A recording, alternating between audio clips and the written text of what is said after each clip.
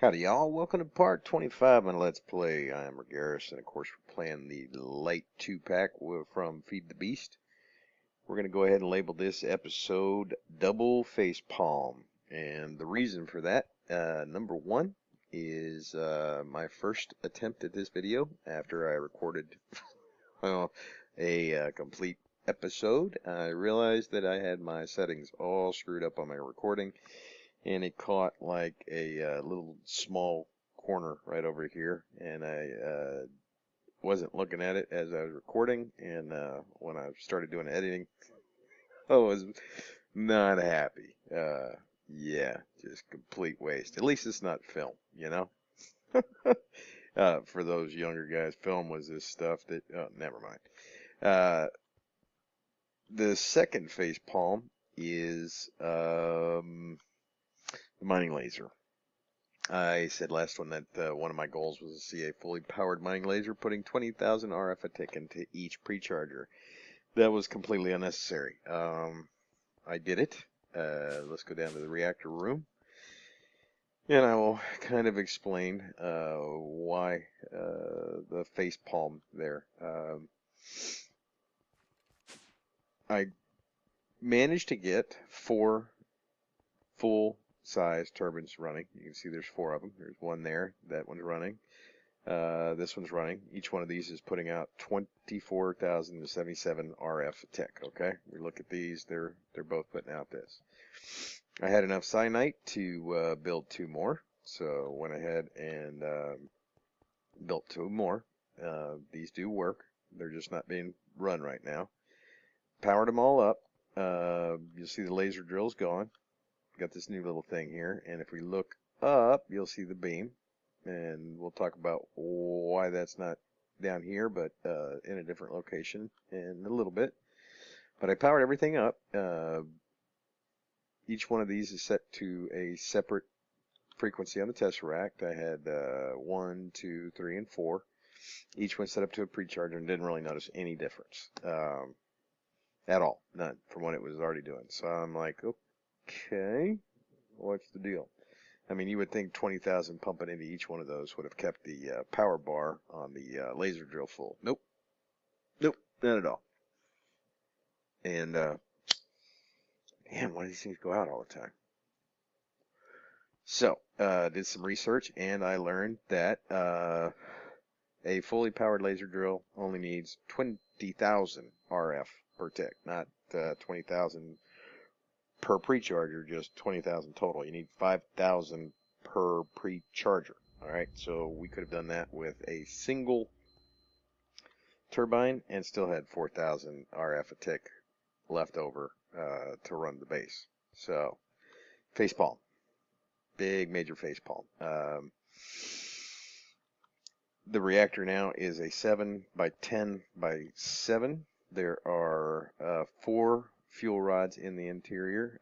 Each one has 8 of the, each rod is 8 blocks, basically, and then there are 8 blocks of diamond in between each one. So there's a lot of diamond in there, liquid inderium, which isn't too bad because I only put it at the top and let it fall down. And, you know, right now it's only producing enough for 4. I've got the, if we go and we look at the rods up here, you'll see that I have them 60% removed, or only 40% of the rod is actually inside the reactor right now. This reactor is capable of producing over, well, probably pretty close to 10,000 millibuckets of steam per tick.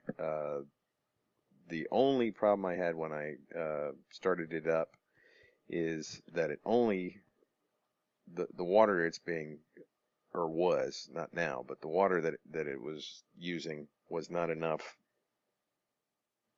to run all 4. It would run 3, but 4, when I started up 4, it would just wipe it out. So I did have to add another, back in the wall there's another transfer node. You can see I added a second transfer node, and then went ahead and added in the upgrades, the stack upgrade, and some speed upgrades, and all that good stuff. And I did have to do that to get it to run the full 4 turbines. Um, so I was a little disappointed. I won't lie. I was like, I expected this thing to zippy doo doo da, but really, it was already running as fast as it would run. It just wasn't using its power as efficiently. That's why I thought it wasn't running very fast, because the power meter on the laser drill was always out. You know, it was always low. So went and did some serious research online. Well, where else? You don't go to libraries anymore. Um, and you'll see now that it's way up there. Now, for some reason, my beam doesn't show up. That's why I've added these caution things, because this laser will really cut you up. So I just added these things, so if I'm running through here, I don't run through that beam, because, like I said, I don't see it unless I'm looking up. I don't know why. I see these fine, and I mean, that looks like the same beam, but I just don't see it. So, anyways, the website says that to get the most out of these things, you need 5,000 RF, and that's just RF. There's different numbers for EU and MJ, but it's I think it's 500 MJ. I think is I don't know what it is in EU. It's been so long since I've used that mod. They got too Greg techie for me. I don't think I'd use it again. You'll notice that there's 4 tesseracts up here. That was because I was running them from 4 separate turbines. So when I moved to the experiment, I just haven't done anything with it yet. But you could literally get by with just 1, and then running power conduits to the other. As long as, like I said, they get 5,000 a tick each, then you're good. And the higher you go, the more efficient it uses the power. So we're a little over 200. I mean, just maybe 1 block above Y200, and you can see that just taking the same amount of energy we've been putting into it since the very first one, that now the energy is capped out. There's no energy change from when it was down below. If I were to take this setup now and take it down there, in fact, if I dropped it below, say, like 150, you'd see changes in the energy use right here. So at this level, it is just using it a lot more efficiently. I didn't know that, so hopefully sharing with you guys, you cannot make the similar mistake. You can get this running with a much smaller reactor, you know, a 7 by 7 by 1, 2, 3, 4, or 7 by 4 by 7 reactor. A lot less fuel, water needs probably be a lot less. Just a lot easier to run. And of course, you know, you do not need to use the Enderium blocks in your turbine either. I mean, I did that to make the most efficient turbine. Turbine is something you wear. Turbine is this thing down here. Well, I don't wear a turbine. You get shot around here. But yeah, these can be gold, or I think that you can even use like the platinum, or whatever the higher end ores are in whatever mod pack you might have. You can use those ores. I think I don't know if they can be diamond, but the more precious and higher value the ore, the better efficiency it gets. So that's why I use those. Now I could have used in the reactor here, like I said, to make this more efficient. I could have used ender blocks instead of diamond, and I could have used liquid cryothium instead of liquid ender. But the numbers are just so slight, it just didn't really make a difference. Because, you know, 4,000 megabuckets or millibuckets, whatever, of steam is the same. You know, I mean, if it was, if I was using it or produce power, and it was, you know, a few hundred off, then yeah, maybe. But nah, I'm cool with that. So we do have a massive, massive ability to put out power now. Each one of these is capable of producing 24,077 RF each. So yeah, I mean, I could run 4 laser drills and still have what, 16,000 RF left over to power the base, which is still ridiculous. So I mean, maybe something we'll do down the road. You know, get 4 of these going, see what happens. I would have to, oh, I'd have to get a slaughterhouse going to get more pink slime.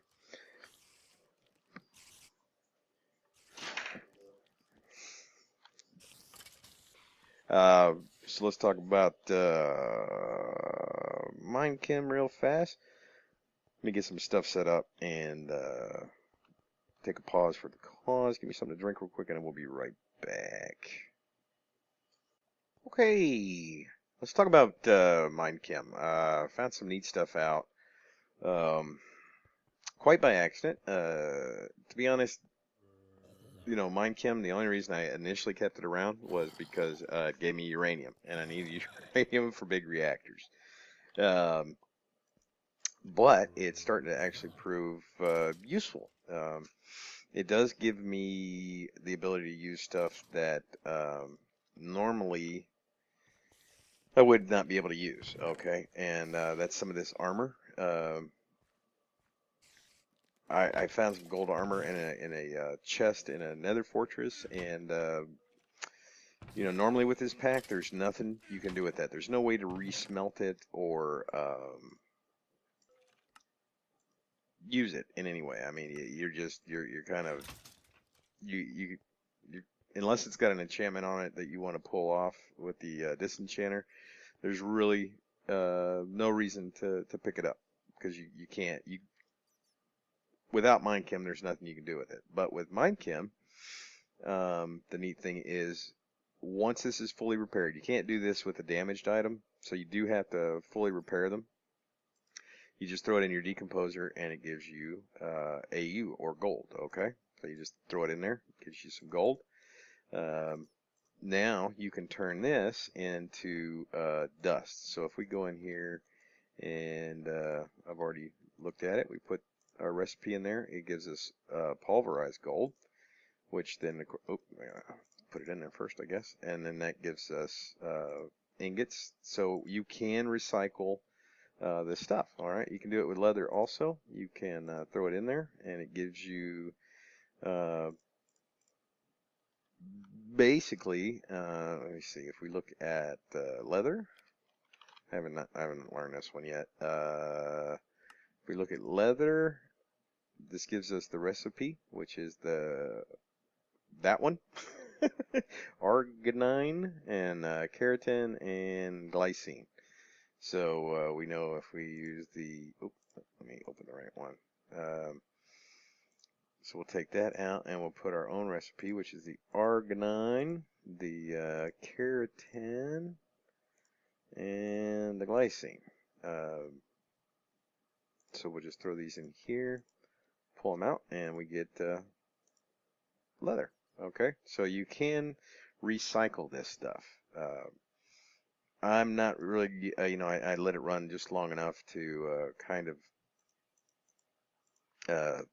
get a look at it to see if it does work. But I mean, it's an option. I mean, if you need this stuff and this is the only way you can get it, then that's great. But what I'm using it for right now is I needed cobwebs. I really didn't want to have to go over and find a mine shaft to get it all out of there. So I know some mod packs actually have the recipe for it, but this one doesn't. The only thing that came up was this fibroin, and that comes from. It's got a recipe for it, and it comes from string. So you can technically make it. Come over here, grab some string out of there. It's free from spider butts. And we just throw it in our decomposer. And it's going to give us the three things that we need. And then we have to first make the fibroin. So we'll slap that in there, put our stuff we need, and then pull it out. It only gives us 2, but that's okay. You know, I've already done a bunch of this. And then for the cobwebs, and you can find these recipes and put them in here. You don't need the book. The book just makes it so you can quickly do it later. And then throw your fibrin in there, and then pull out your cobwebs. So there are some recipes in there that are pretty useful, pretty cool. They'll work. I plan to, I don't have time to do it this episode, but I do want to do it later. I want to set up a factory to do penicillin and maybe one to do testosterone, which do come in handy. Just don't have time to do that today. Well, let me show you real quick why I needed that cobweb. This is kind of the entrance to the area that we're going to. Used a lot of the different stone, brick type textures. And then when we get into the ravine, this is where I'm just going to, I'm calling it my seed storage area. Instead of just storing them in a, you know, chest somewhere. This way I can see them, see what they are.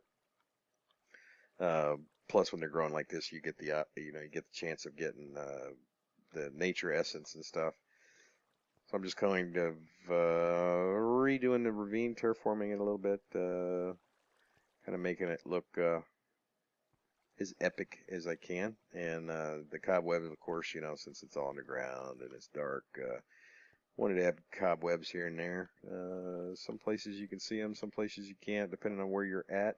You know, it's very multi-leveled. I'll just work on it a little bit at a time, you know, as I'm in here.